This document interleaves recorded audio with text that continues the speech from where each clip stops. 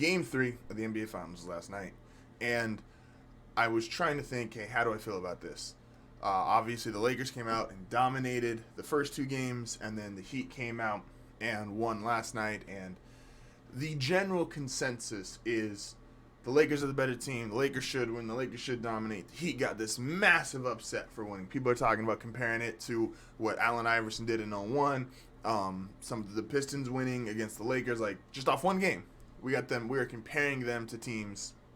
Obviously, the Sixers only won one game, but the Pistons won their series against the Lakers. And the more I listened to it and the more I thought about it, I was like, does anyone really know what we're talking about here?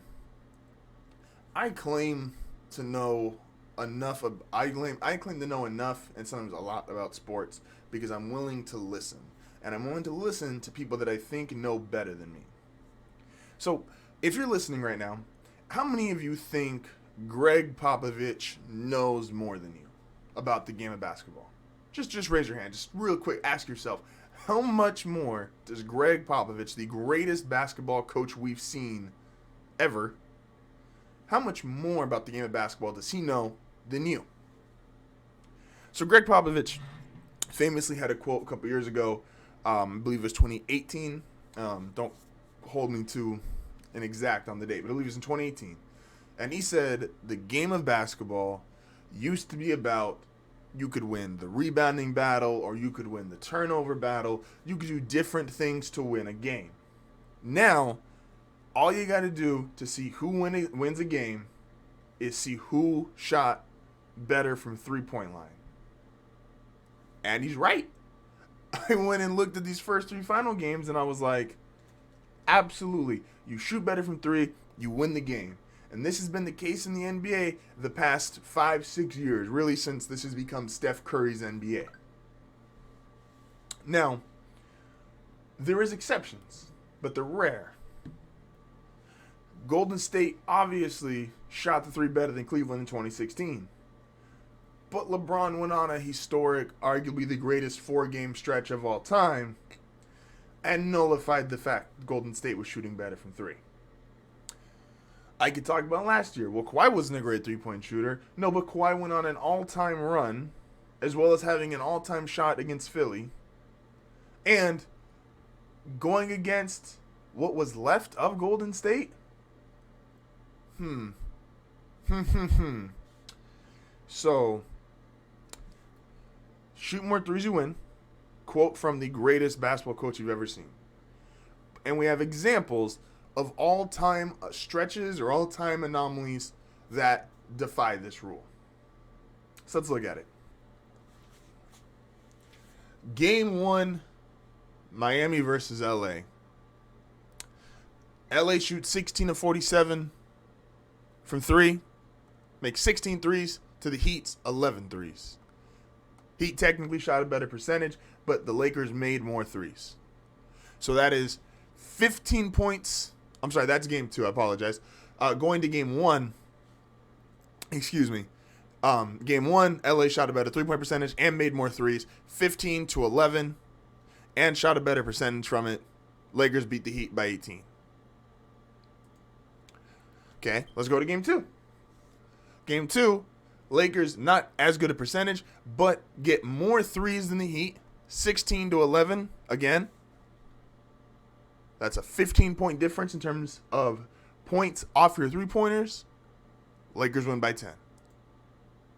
Once again, this is not my take. This is a take from the greatest basketball coach we've ever seen. I'm going to take his word, and I don't believe I know more than Greg Popovich. Maybe if you're listening, maybe you think you know more than Greg Popovich, but I'm not going to go out on that hill. Let's go to game 3. Last night, Heat with the massive upset.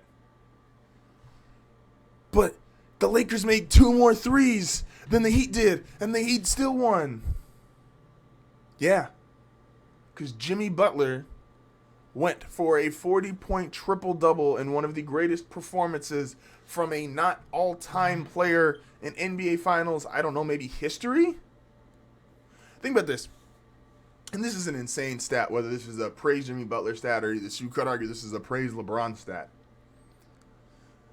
Jimmy Butler, in this last 10 years of LeBron being in the finals, 9 out of 10 years, and LeBron having the one final trip in 07, this is the first time a player has ever outscored, out-rebounded, and out-assisted LeBron James.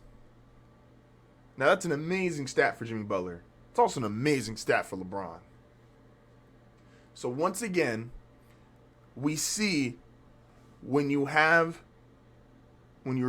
taking a look at a basketball game, especially the way the NBA is played now, you don't have to look at rebounds. You don't have to look at assists.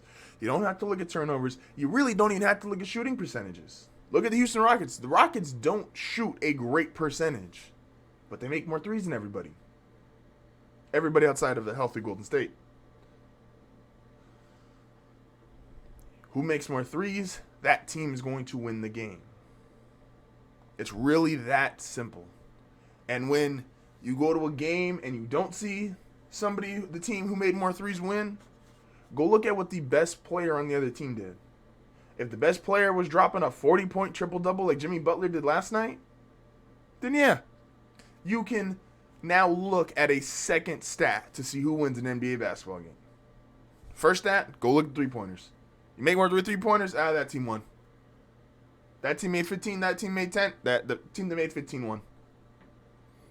And if they didn't, go look at stat number 2, which is the best player on the other team. I don't even say the best player. Let's just say who played the best that night.